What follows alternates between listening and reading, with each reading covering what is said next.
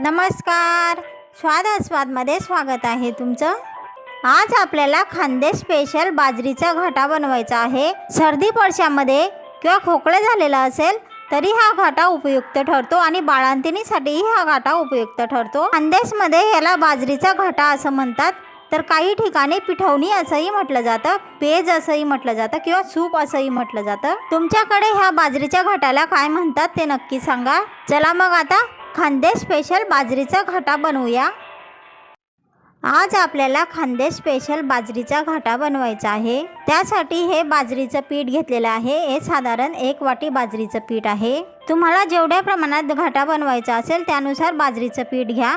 आपण जी बाजरीची भाकरी बनवतो तेच हे पीठ आहे। चवीनुसार गूळ घेतलेला आहे, मीठ चवीनुसार घेतलेला आहे। घाट्यात टाकण्यासाठी हे आपण गावरानी तूप घेतलेलं आहे।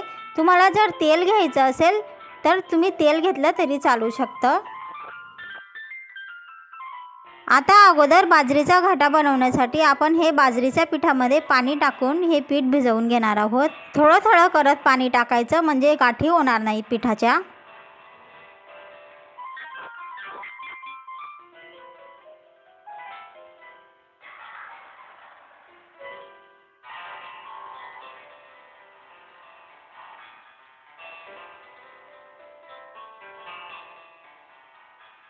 चवीनुसार मीठ टाकून घेऊ। हे बाजरीचं पीठ भिजवण्यासाठी आपण साधारण 1 ग्लास पाणी वापरलेलं आहे।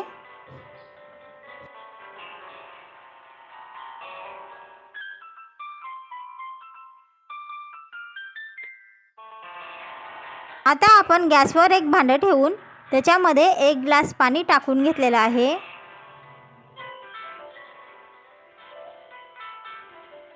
चवीनुसार गूळही टाकून घेऊ। साजूक तूप म्हणजेच गावरानी तूपही टाकून घेऊ आणि जर तुम्हाला तेल टाकायचं असेल तर तुम्ही ह्या वेळेस तेल टाकून घ्या।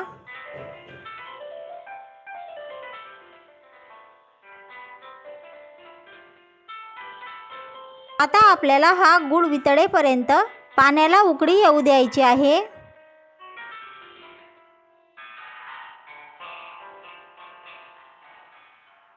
आपला गूळ वितळलेला आहे आणि पाण्याला उकळी छान आलेली आहे। आता आपण जे बाजरीचं पीठ भिजवून ठेवलेलं होतं ते घालून घेणार आहोत।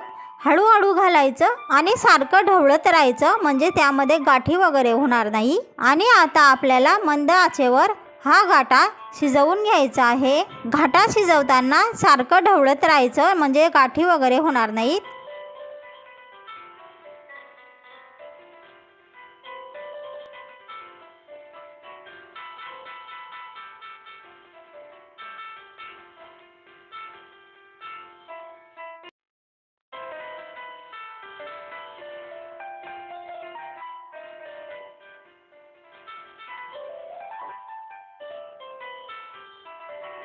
घाट्याला उकळी आल्यानंतर साधारण 5 मिनिटांमध्ये आपला घाटा हा शिजून जातो। घाट्याला उकळी आल्यानंतरही सारखं ढवळत राहायचं नाहीतर गाठी वगैरे होऊ शकतात। तयार आहे आपला पौष्टिक असा बाळंतिणीला चालणाराही व सर्दी खोकल्यामध्येही उपयुक्त असा बाजरीचा खानदेश स्पेशल घाटा। नक्कीच ह्या हिवाळ्यामध्ये करून बघा व खाऊनही बघा आणि कसा झालेला आहे हे कमेंट बॉक्समध्ये नक्की सांगा। आणि नवीन आलेला असाल तर माझ्या चॅनलला सबस्क्राईब करून घ्या, बेल बटन ऑन करून द्या म्हणजे अशाच नवनवीन रेसिपी तुम्हाला बघायला मिळत राहतील। व्हिडिओला लाईक करून द्या, छानशी कमेंट करायला विसरू नका। आणि हा व्हिडिओ जर तुम्हाला इतरांना म्हणजे तुमचे मित्र मैत्रिणी नातेवाईक ओळखीच्यांना किंवा कोणत्याही सोशल साईटवर शेअर करावा असा वाटला तर शेअरही नक्की करा। चला मग आता भेटूया पुढच्या रेसिपीमध्ये। तोपर्यंत स्वतःची काळजी घ्या, स्वतःच्या कुटुंबियांची काळजी घ्या। पुढच्या रेसिपीपर्यंत नमस्कार।